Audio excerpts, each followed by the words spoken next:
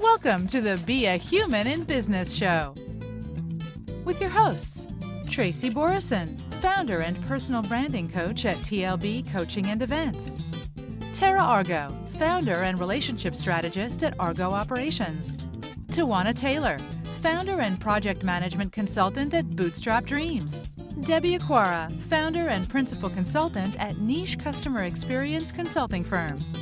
Let's start the show.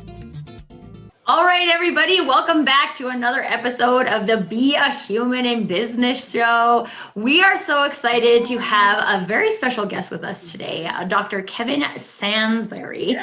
And so we're going to talk about probably a whole bunch of different things. Dr. Kevin is known for his work in toxic leadership, so I'm sure that will come up at least once. And I know I've had the opportunity to speak with Dr. Kevin before, and I know we're probably going to get a little riled up about our conversation today. So before we jump right into that, Dr. Kevin, would you like to give yourself a little intro? Let our audience know who you are. Yeah. So I'm Dr. Kevin Sansbury. I'm the host of the Toxic Leadership Podcast, which I am happy to state we got up to number 4 nonprofit podcast in the United States. On iTunes, which was awesome.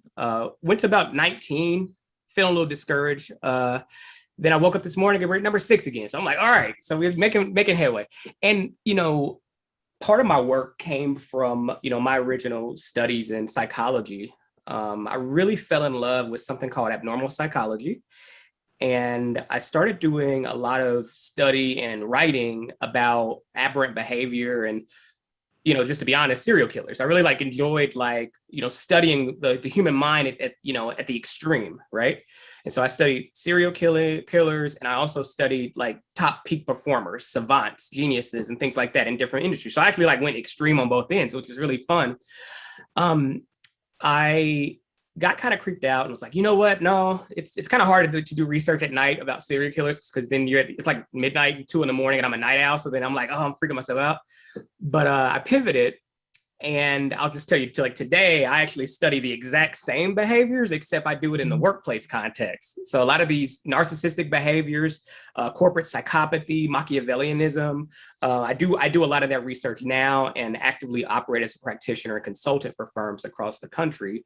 And so with my podcast, that has got me a global audience, and I'm actually having conversations with folks from India, Ireland, British Columbia, UK, Nigeria, and of course, the United States, but about this very same topic of toxic leadership and toxic behaviors in the workplace context.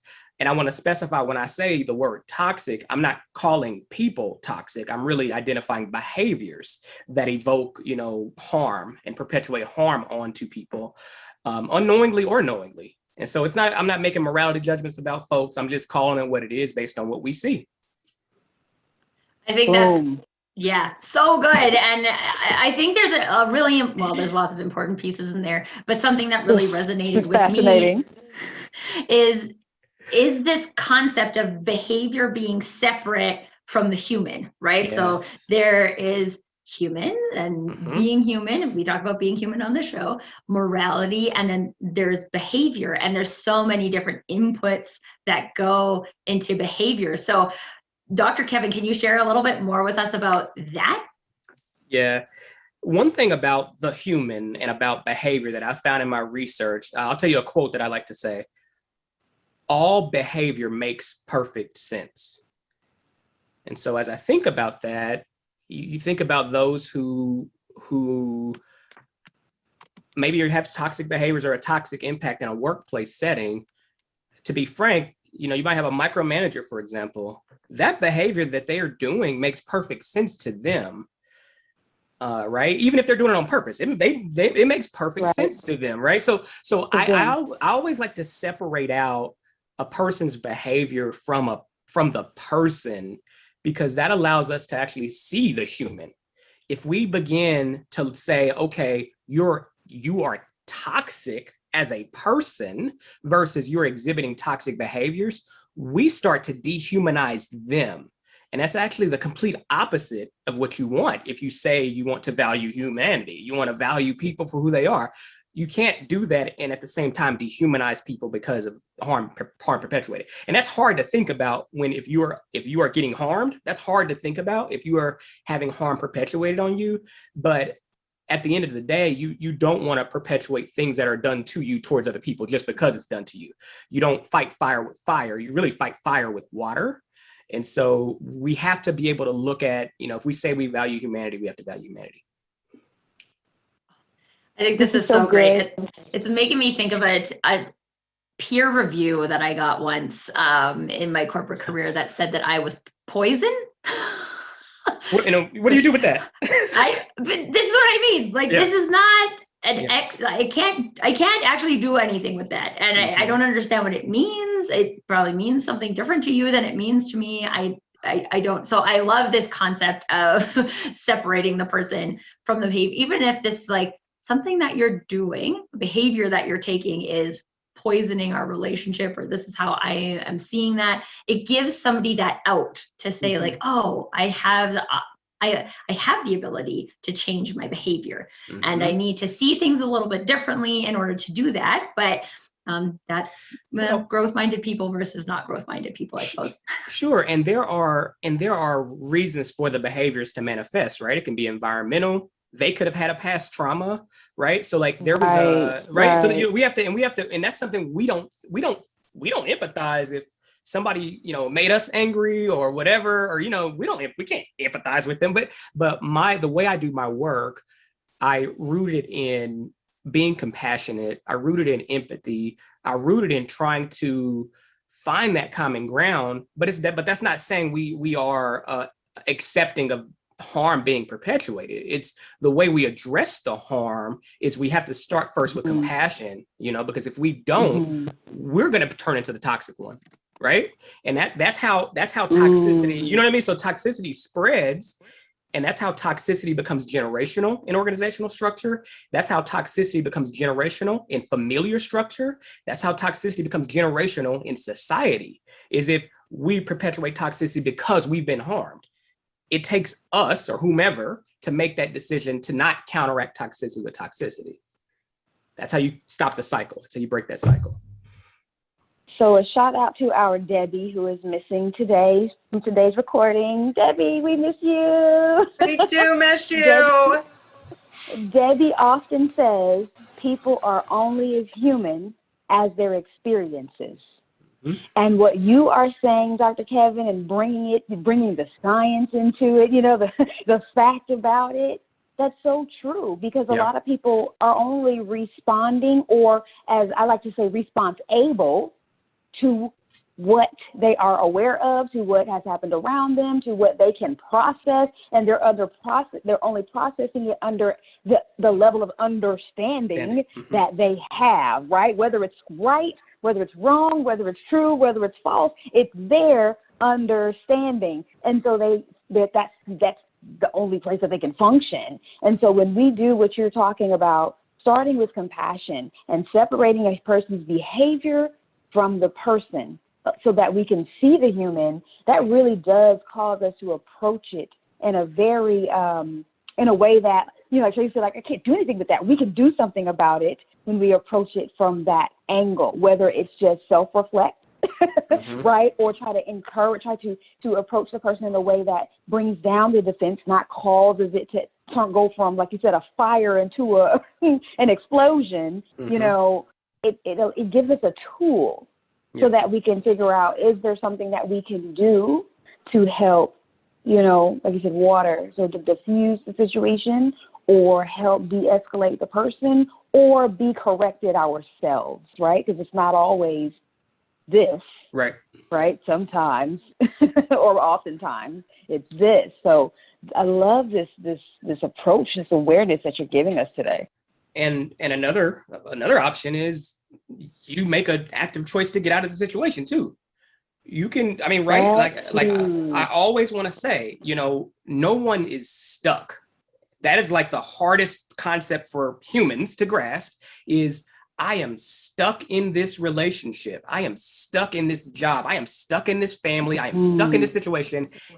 The notion of stuck comes from the fact of us needing comfort, us needing security. But what tends to happen is we give ourselves an illusion that we have shackles on that make us remain in whatever that situation is. No one is stuck anywhere. And people, once they break that mental block, that mental inference that we try to put on ourselves of, oh, I'm stuck, I need this job for this, I need this person for this. The fact that you even have that thought, that's actually called codependency, first of all. And second, right? And second, it's also not healthy, because think about it. I don't even want to be stuck somewhere I want to be.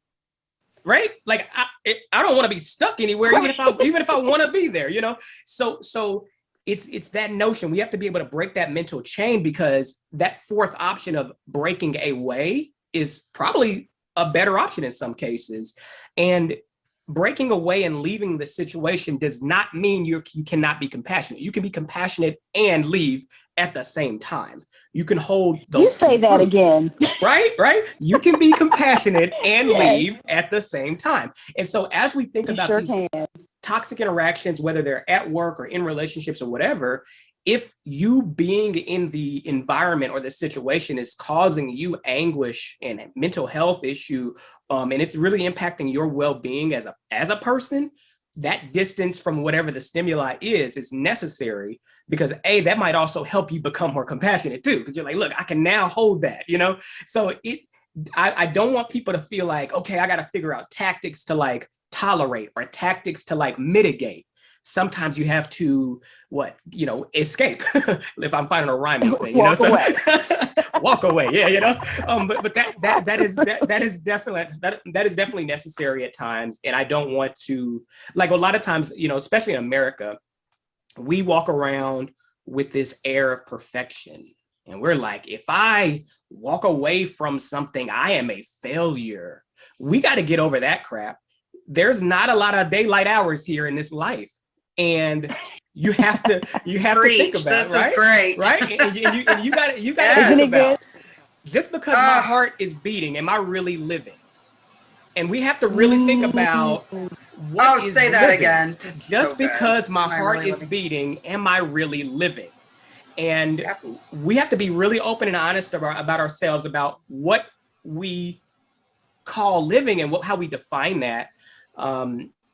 Because we put these limitations. I got to stay at this job because I need financial stability. I have to stay in this relationship because I'm in love, or you're not, maybe you're not, whatever. I got, whatever. I need them, we have to be able to separate this codependency, because that is actually more damaging in the long run to not only us, but also whatever we're in, the relationship, the organization, whatever that may be. It's more damaging for all. Sarah, did you have something you wanted to say? Rich. Well, I'm just listening. It's so rich. I just can't even say half the stuff that I want to. But I often say, Dr. Kevin, that, our time on this earth is very short. And so, and now, I mean, we're nearing our mid years. And so it's like that time is really dwindling away. And so you're absolutely right. And I do absolutely agree with the way that you're doing it, as well as taking the human away from the behavior, because oftentimes, we as humans, even when we act in compassion, but as a boss, it's hard to do that sometimes, right? So whenever you have that, and I was in that position before where I had somebody do that to me, where it's like, wait a minute, you're supposed to act in compassion, but then they want to repay toxicity with toxicity, like you said. And it's hard not to do that. How do you educate the leaders in the world and all around on how to change that within their teams? Yeah.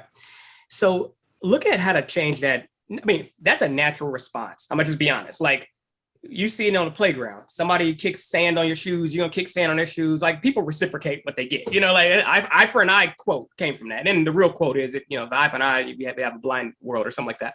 But really, with the notion of like that negative reciprocation that tends to happen in a lot of relationships, tit for tat, you do this, I'm gonna do this back to you.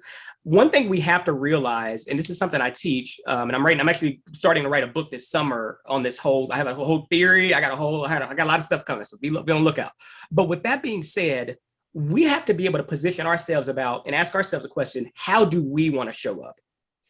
At the end of the day, if you're a leader, if you have staff, if you have a coworker, whatever the source of toxicity is, you have a husband, wife, partner, whomever, the only thing you can control, no matter how educated you get, no matter how many books you read, is yourself. Literally, that's really all you can control. And so you can try to create an environment where all behaviors are kind of in the same route. You know what I mean? So like we can anchor towards our organizational values, for example. That's great. But at the same time, we have to be comfortable to say, anytime boundaries get crossed, we need to bring it up and have a conversation about it. So we need to set these ground rules. So for me, I was just having a conversation this morning. I was coaching a client and we talked about this very thing. How can we create this organizational culture that's embodied? And I love doing that. That's one of my favorite things to do in a company. But as I coach, I said, well, first off, it's kind of like, let's say you had a reality show and y'all got 5 different people in one house, right? If you don't set house rules, everybody's going to go with their own rules, right? They go, I don't wash dishes after I eat. I wash them only on Sundays. Well, that's crazy. But it's a free for all and it's a nightmare. And people, you're absolutely right. So if you don't set the house rules, humans will operate in their level of comfort, in their level of experience, right? And so setting the house rules is basically just saying, how can we all coexist where we all can thrive? That's really what you're looking for. How can we all coexist where we all can thrive together, And so those house rules are set. You better believe people are going to break a rule on accident, on purpose, whatever. But the key is we have to be able to have a conversation about when those boundaries are crossed, because guess what? That is how you're going to maintain the trust and psychological safety that you seek. And so this sounds very simplistic, but if organizations did this related to like behavior and related to like their culture and their values, you would have a lot less of stories about a toxic leader, because that would have got called out by the staff, by the people that report to this person. If, this exercise and this activity and what I'm trying to say is done authentically. Dr. Kevin, when you talk about setting house rules, this reminds us of our last episode. If you haven't seen it, go check it out, people who are watching. Throw it in the comments and say, oh, yeah, that's so right. In our last episode, we talked a lot about, in relation to house rules, our culture or our brands or our businesses, right? They're being like containers, right? And a lot of people are like, oh my gosh, don't put me in a box. It's not putting you in a box, it's giving you freedom and boundaries. Right? So that you can go wildly crazy within them, so that you can really function within them. And I know, Tracy, you were like bursting at the seams, because as soon as he said, set house rules, I immediately was like, ooh, Tracy's going to know. She's going to know something to say on this as it pertains to personal brand, teaching people how to treat you, aligning with your mission, your core, your values. Like, none of these things are isolated, even though people try and are conditioned to, right? So there are people who try to isolate them or who intentionally isolate them for their reasons, and that's okay, right? It's not a right or wrong. It's how do you want to set up your thing? And then you have us as entrepreneurs, micro, small businesses, and when you try to separate, right, your house rules, your brand from who you are as a person, and then they were like, oh my gosh, I can't land anywhere, nothing's anchoring, nothing's sticking. Well, Tracy, what do you have to say? As long as you're trying to be someone else, you'll always feel like an imposter. Yep. Boom. And this is exactly like exactly. I could talk about a lots of things in this arena, but this is the point, right? And if we are not giving our leaders the space to lead authentically, and I can't remember if I mentioned it in one of our last episodes or just in passing, but I saw a poll actually on LinkedIn that was asking people to judge whether or not they have been in a leadership position where they could authentically lead. And I, until I started my own business, had not been in one. And so I said no. And 67% of people said yes. And I was like, I am very interested to understand what people's definition of authentic leadership is. Because my experience is that I worked for a company who had a very well-defined or well-documented, let's put it that way, well-documented values and well-documented culture. In my experience, those things were not lived values. That were they livable? They definitely were. They were documented so that they could have been, but they weren't. And so when I looked at my ability to show up in my way, so I'm going to pick a common one because I think a lot of businesses have this value of cares about people, right? Like we care about people. What does that look like? What does that look like for me as a leader? Because the way Tracy shows up as a leader to care about people is not exactly the same as way Dr. Kevin shows up as a leader to care about people. And to me, authentic leadership means I get to do that my way. I'm not trying to care about people someone else's way of caring about people. Well, and to that comment, value, what I typically see is we care about people. That's on the wall. That's in the policy, and I saw that. But then if you really work at the place or consult for the place, it's ... if you do what I say, ... if you're perfect, ... You know what I mean? Conditional. Yeah, it's always conditional. It is conditional. That's so the toxicity piece that comes in the workplace is that harm that value perpetuates on people who thought you cared about them. You know what I mean? I did a TED talk that speaks to what you said, Tracy. It was called The Masks We Wear in the Workplace Masquerade. And that's actually the same research I did for my doctorate, where I looked at the manifestation of something called Facades of Conformity. And basically what my research showed was people mask their true values to adopt the values of the organization, point blank. And so that 67% so good. Yeah. Go watch it. And the 67% of people could be that, you know, in the research, we call some of that social desirability. So people answer the question based on how they want to be perceived, not true to life. But with that being said, people mask their values as a facade. What I looked at was in toxic work environments, how often they do it. But in my TED talk, I was kind of talking just in generality about the mask formation, that facade that people put on.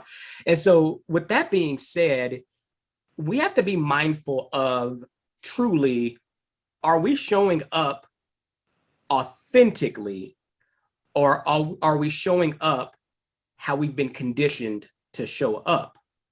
And to be frank, some people don't know the difference anymore because they've been conditioned at the root where their reason for being is the paycheck they get every 2 weeks. Their reason for being is the psychological safety and knowing they have a job in a pandemic, or they thought they did. Their reason for being is, you know what I mean? I got medical care for my family and such. And so to be honest, and there's nothing wrong with that, but I'm just saying, to be honest, that security blanket actually covers up who the person is. So you're like, you don't really know who's under that blanket, just use an analogy. And so a lot of people have to be mindful as a leader, you know, am I leading truly how I want to treat somebody, or is this what I've been taught? Is this what was perpetuated on me? So I just push it forward, that toxicity.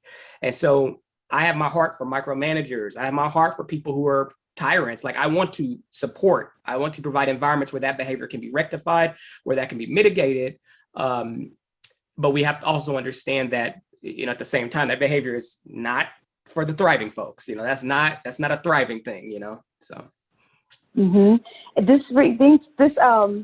As you're talking, a scenario that comes up, because I have the question and would like to present it as in, like, what is one of the most common things that, you know, you approach, you know, as you're consulting workplaces, you know, one of those common, because some people might still be a little ambiguous about toxicity.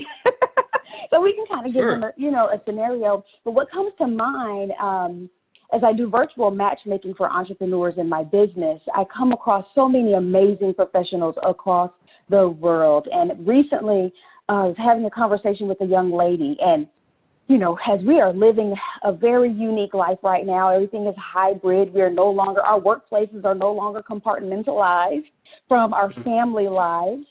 And the virtual assistants, these virtual professionals have been traumatized by leaders who are saying, if you're going to be on calls, you must keep it quiet in the background. And we get it, but if your professional is a mom with 3 kids under 4 or 5, that's kind of hard, especially if the other parent, if the other parent is around, but has to leave the home for work or whatever the case may be, right? And so they're like, this is what I'm capable of doing, this, but I really don't want a job that requires a lot of phone calls because I can't keep my kids. And they literally go into anxiety as I'm talking to them because they're recanting experiences where their bosses or their administration have literally threatened them, their jobs or whatnot, because it's no longer the perfect setting for the job anymore, right? But no one, I'm like, and I say no one loosely. Some people do still have a sense of normalcy in how they work. But many people's workplace, has been disrupted and has had to be conformed into a new thing. And it's like, now, how can we have this compassion, yet still understand that the person's capability, commitment, and competency to do the job can still be done, even though the workplace is different, Yep. What I've seen, just to zoom out, one of the most common things that I'm seeing, especially during pandemic, is the toxicity of knowing. What that means is during this volatile and uncertain pandemic and racial injustice and just so many things happening right now, what people want is stability. What people want is surety. What gets toxic is you have leaders who think they know the answer. And so what they do is myopically focus on, we gotta go back to the workplace like this. We gotta be normal. You have to show up this way. Productivity actually has to be this way. We have so much people that, so the external environment, so totally, nobody knows what they're doing, but some leaders are trying to act like they do. And what they're doing is they know, they know we got to go back to the office on this date. They know you have to show up this way. They know your performance has to be at this level for us to be successful. Like, that's traumatic because, to be frank, what I'm seeing right now is performance expectations haven't changed. They haven't been, it doesn't reflect the external environment. Right. So in some cases, it's actually more stringent, you know what I mean? And that's dangerous because guess what? You're burning out people at such a rate. And as roles open up and vaccines perpetuate throughout our society, there are going to be lots of jobs open and there are going to be a lot more remote opportunities open. And here's the most damaging part. The most damaging part is a lot of these organizations that exist that they know everything, right? They are missing out on genius that got gaslighted. They're missing out, right? They're missing out on the talented who got traumatized. And so we have to be very careful of what toxicity does to people because that is actually harming the business. And we're creating organizations who just know, people who just know are creating a ceiling that they don't even see. Ooh, I think this is really important because, sorry, go ahead, Tara. No, I was just saying that, something that he said is that toxicity or that trauma stays with them forever too, unless it's remedied, because they will never forget how they were treated, how, whatever happened. And that is so crucial in today's world. And we actually did an episode on why everyone was rushing back to this new, what we call a new normal, right? And it was like, wait a minute, what was so great? There's so many things that need to be changed. Why is it so important to rush back to this thing than have somebody sitting in a desk when maybe it's not even necessary? I had that conversation with my husband last night. He said, Terry was sharing a story with me about a lady that, really needed to care for her son. And she kept telling him, I really need some more flexibility. And they said, absolutely not, over and over and over. And he said, her last day's next week. And it's sad that we're in this place, but people they're gonna have to change. We went 20 years into the future and they're gonna be required to change at some point. Yeah, well, and unfortunately, just on the bell curve of how behavior change happens, there are gonna be people who never change and they're gonna retire. So that's, so you're gonna get change based on just natural demographic shifts and things like that. But to be honest, it doesn't have to be that way. At the bare bones of what I'm trying to say is, that toxicity of knowing can be changed if we try to be open, right? I mean, when I talk about inclusion, that's literally openness. That's literally being open to new ideas, new opportunities, right? So, and I'm gonna be frank, as I look at organizations who have that toxicity of knowing and they're stuck in what they know to be true, how do I know they're not that same way with the way they look at D&I and the way they look at people of color and women in the workplace? How do I know that? You know, I don't know, you know?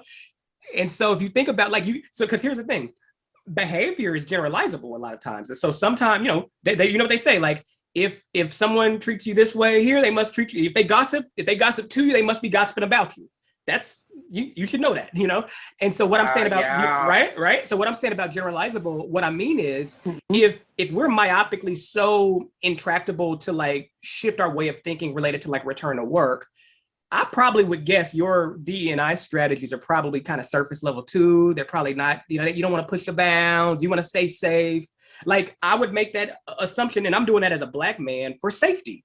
And so for me, people that look for jobs or looking for an organization to align themselves with, because again, I don't want to just act like jobs are the thing, because I'm a big believer in the gig economy. So I believe in just being able to provide your genius to organizations or to causes and to missions. That's kind of life for me, at least. And so as we think about how we align ourselves and how we spend our time and where we spend our time and who we spend our time with, these things are really important to know about.